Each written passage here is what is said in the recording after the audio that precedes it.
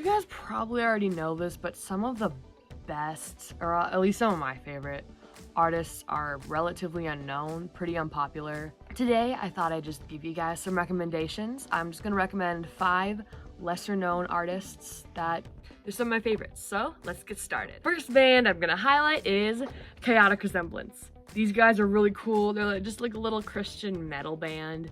They actually did a worship night at a church once. Got their autographs, got this poster. It's awesome. I usually have it hanging up right here. Actually, so their drummer, actually, his uncle is our worship leader.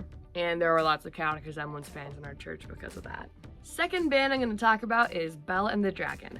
So it's this little, I don't even know if they're still doing anything anymore, but back in 2020, actually, they released an album. It's actually, so this band, actually, it's Samir from Flyleaf and a couple other guys. Actually, one of them is also a member of Flyleaf. It's Pat, their bassist, but they also have a guy from POD in there with them.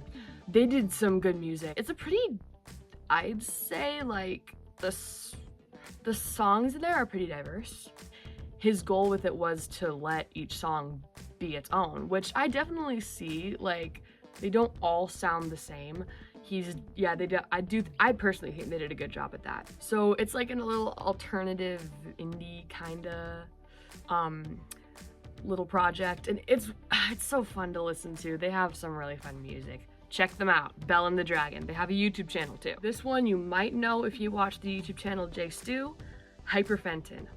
Now he does kind of hip hop, like I guess more electronica type stuff, but I usually don't like that kind of stuff, except for maybe some Alan Walker, but I love Hyperfenton. Very different kind of electronica than Alan Walker does. He's pretty unknown unless you've already watched Jay Stu and seen him on there, because he was a member of Jay Stu for a while.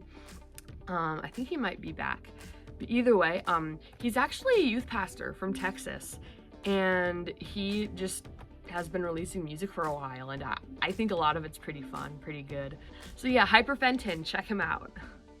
So this one you may have heard of, it's Ledger. So it's really just pretty much a Jen Ledger from Skillet and her own little band. Of course, she sings. She makes some really good music. If you're into Skillet, you've probably heard of her, of Ledger, but yeah, not everyone knows, so go check Ledger out. It's more pop rock than Skillet. Definitely a little bit more girly. She's got one album and a few singles. I really hope she ends up releasing more. Most of the stuff she released like 5-6 years ago, and I really hope she gets back to it. It's so good. So the final artist I will highlight is Pollen. Some of you may have heard of her. She's like a little kind of indie Christian artist. She was actually on American Idol. I don't remember what season it was or how far she made it, but her music, yeah, she has a I'd say pretty diverse range of music. Her songs can be very different. I love her voice. She just makes such fun music. She's just so fun. One of those artists that's just fun to listen to. I'm saying fun too much, man. And if you're watching this and you happen to be one of these artists or part of one of these bands, I just want to thank you for watching, and thank you for making this great music that's helped me, been with me, all that stuff. You're very talented, and I just want to thank you so much. Like, you're a huge inspiration for me, and I can't thank you enough.